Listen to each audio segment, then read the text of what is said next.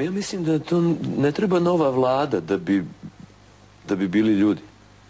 Mislim, ne treba, mislim, treba nova vlada, mislim, pošto mora, evo, to je, bit će.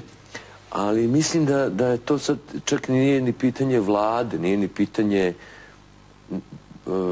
određene institucije. Mislim da nešto manjka u ljudskosti, nešto manjka uopšte u svima nama, u količini empatije.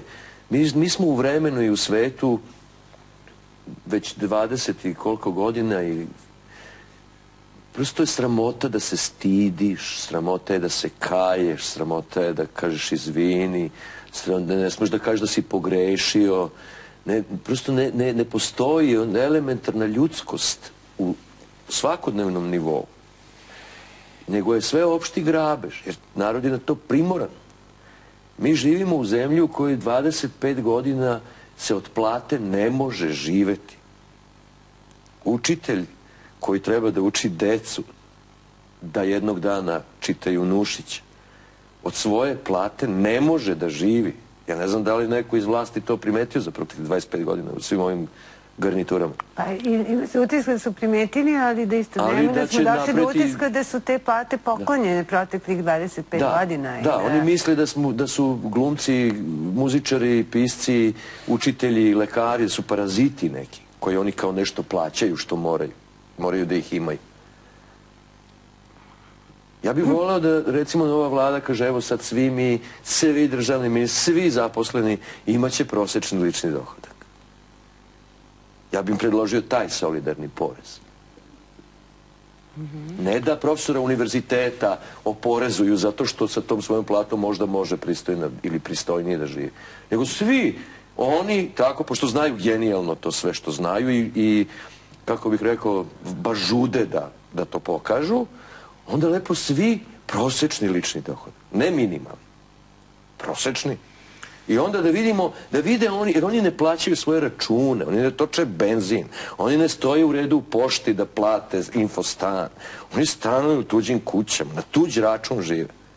I piju Coca-Cola od 16 dinara u skupštinskoj, tamo onoj kantinici. Oni nemaju pojma gde žive, mi nismo savremenici s tim ljudima. I oni se svi večno vraćaju isti kao Živka, ministarka što se nada i na kraju u svom poslednjem monologu obeća ili pripreti da će se možda ona ipak vratiti, da se mi ne smejemo baš mnogo. Mislim da je tu problem i kulture i uopšte stanja. Ne možeš, to je elementarna ljudska situacija. Znači ti moraš... Vratite se na Nušić. Nušić isto u priči moje bistro dete, on kaže da ne želi da mu dete bude bistro, jer ako bude bistro radit će sve ono što bistri ljudi u Srbiji rade, a znači pljačkaće, krašće, utajivaće porez, bit će činovnik i bit će bitanga.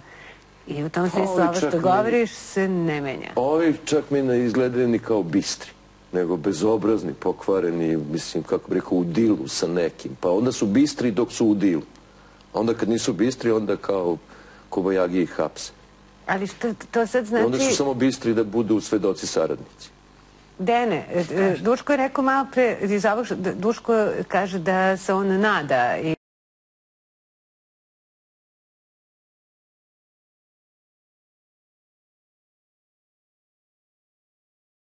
rekao, čini mi se, ali se ne nada. Ne, ja se nadam da ću biti dovoljno zdravi, da ću imati dovoljno zdravog razuma,